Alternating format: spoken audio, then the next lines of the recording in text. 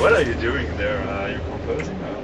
Yeah, just bored, and everybody's busy in the venues, and the dressing rooms are small sometimes. So I just sit in the back with my laptop and this little machine and write riffs. Okay, so you spend all the time in your travels composing? No, just maybe. I think it probably averages out to 1 hour a day, maybe, no more.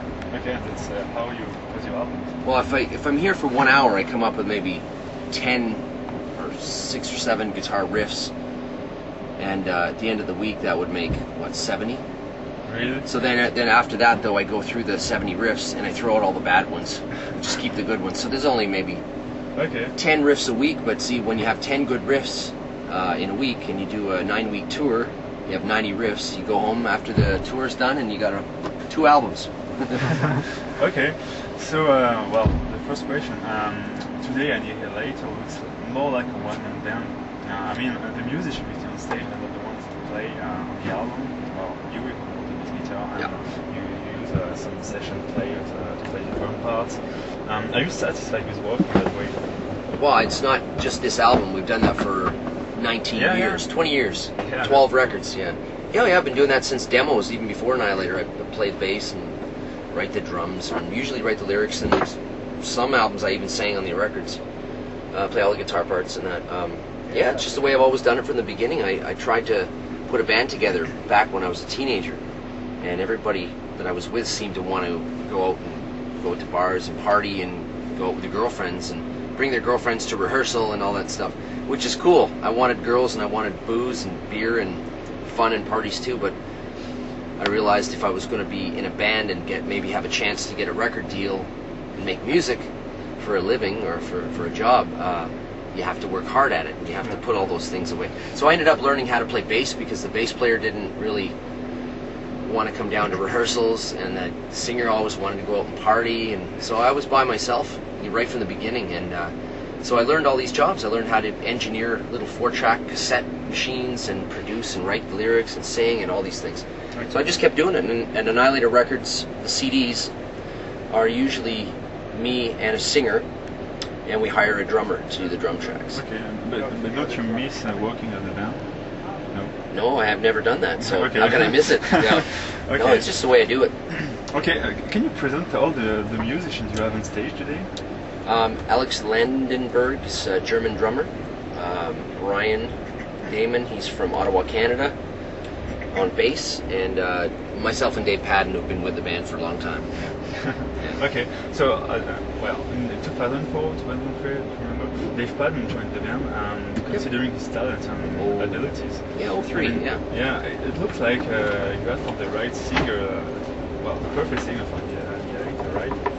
Yeah, so far it's been working good, and Dave can sing heavy music and melodic music and things in the middle, so he likes sort of newer metal styles of music that I don't really listen to, but he also loves the old school too, perfect for my songwriting.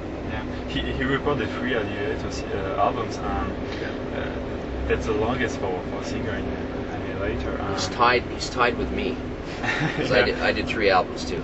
Yeah, so do you think he's going to be the definitive Annihilator singer? Or? I'd say yes, but you never know. We've had, we always change. Everything changes, but so far, everything's good. Okay.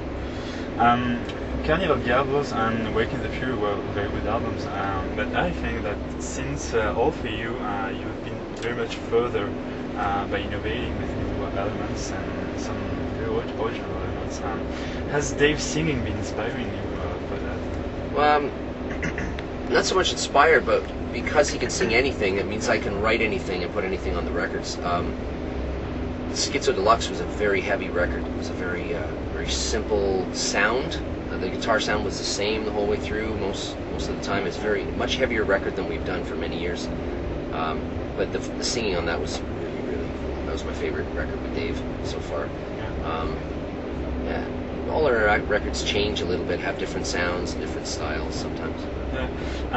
You talked about Schizodelics, that you didn't tour for the promotion of that album. What happened? Just basically, we signed up with I made a mistake and signed with a couple of bad companies for Annihilator, and we weren't going to get any support, so we didn't go out to. Just tried to get out of the record deal. I got out of the record deal last year. Yeah, that's why you changed. Oh, I had to get out of the deal with AFM Records. It was terrible. I know. Terrible. No, it's SPV. Yeah, back to a good company. We've always had good companies. We've always been with good labels, SPV and Roadrunner and Music for Nations. We're all amazing, great record companies. Okay. And we say in English, one bump in the road. Right. Now we're back on the road again. All right. On the Metal Union album, there are quite a lot of guest appearances. What motivated your choices? Best band in the world, right there.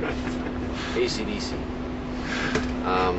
What would you say? I was saying, on Metal there are a lot of guest appearances. What motivated your choices? Well, we'd actually finished almost all of the record except the vocals on one song.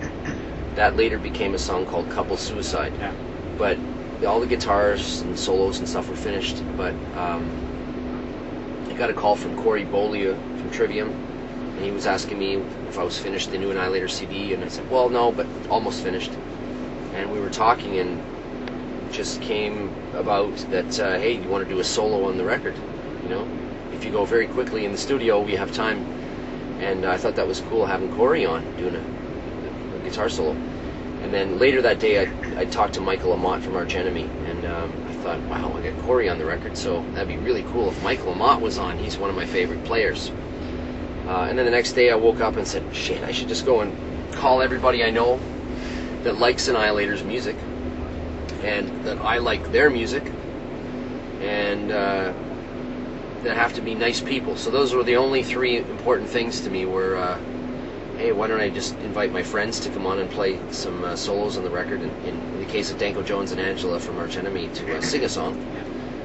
Yeah, that's it. I didn't go out looking for the biggest names to guest on my record. I just looked for just people that I know and respect. Okay.